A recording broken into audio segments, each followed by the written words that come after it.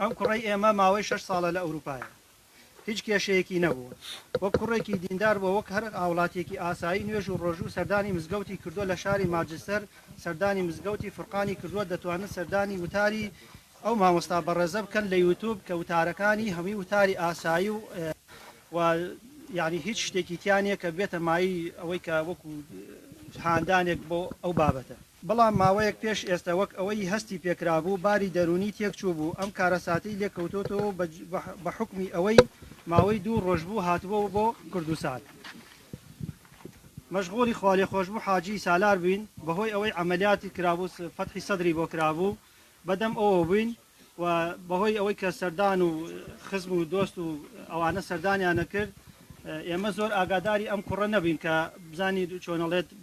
بەدەمیەوە بچین لە ڕووی باری دەرونیەوە بزانین ینی بە تەواوەتی تاکیدمە بەهۆی حکمی ئەوەی کە مەشغوڵ بووین